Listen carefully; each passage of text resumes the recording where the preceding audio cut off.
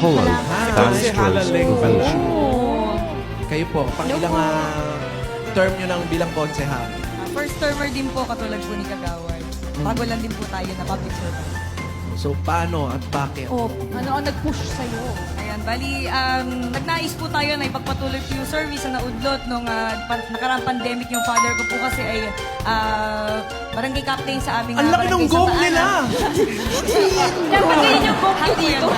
Pinang-kalaki. Tapos Ayan, yung tatay mo una. Yung father ko po ay nag-serve po sa aming barangay, Santa Ana, for 10 years and naging counselor din siya. Kaya lang ng pandemic po, nawala po siya. So, natigil po yung kanyang service taong 2020. So, ngayon, tayo po yung naglakas ng loob sa aming pamilya na makapagpatuloy po ng serbisyo po na kanyang mga naiwan. Before ba siya nawala, nagbilin ba siya sa'yo na, anak, ipagpatuloy mo itong nasimulan ko na public service? Actually, honestly, nung nasa hospital siya, at hindi naman namin alam kung baga nabigla kami. Ang sabi niya, Oleng, merong mababakanting slot sa pagkakagawad. Ikaw na bahala. Nagbilang talaga. Oo, pero hindi talaga, wala talaga sa isip namin yun. Kaya, yun yung parang lagi ko naaalala. Ano po yung mga nasimulan po ng tatay niyo na talagang gusto niyong ipagpatuloy? Ayan. Siya po kasi yung mga nangunguna sa flood control program sa aming bayan. Ang aming bayan po kasi ay susceptible po sa flooding, lalo-lalo na pagka malakas ang ulan at may bagyo dahil nasa mababang elevation po kami. So yun po yung ating tinutuloy. Saan po ba kayo? Taytay Rizal. Taytay. Sir Leng. May tanong si Mahaling. Opo. Sir Leng, katulad po ba ni Kagawad Sir Albert, may discrimination din po ba nung kayo ay nag-desisyon na tumakbo?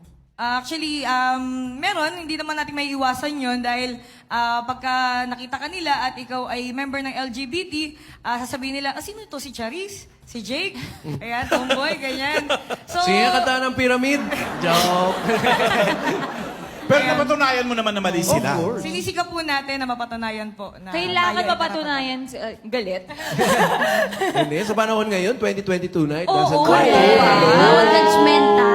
Hello po.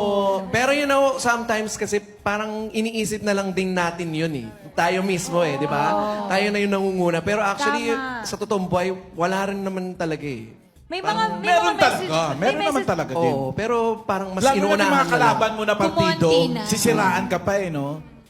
Sino Diba? yung mga sumisira sa'yo, Charis? Hindi. Sugurin natin. Tumba natin. Paano mo nilalabanan yung mga ganon?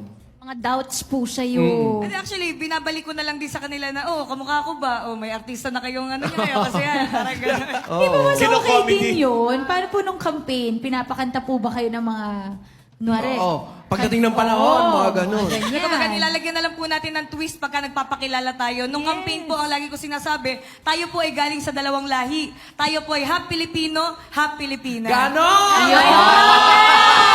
Yes po, tuloy naman talaga Pero yan. si Leng, ba kumakanta? Ay, hindi po. Hindi, gawin na. Sige nga. Siyempre, sa kampanya, pinakakanta yan. Oo, matik yun. Kailangan kakanta. Anong Baka song? naman meron dyan Oo, kahit di isang konti stanza Kahit lang. chorus lang, Go. Sige, to follow po. To follow. Noted ko, noted ko. Thank you, Leng. Maraming salamat. Maraming salamat po.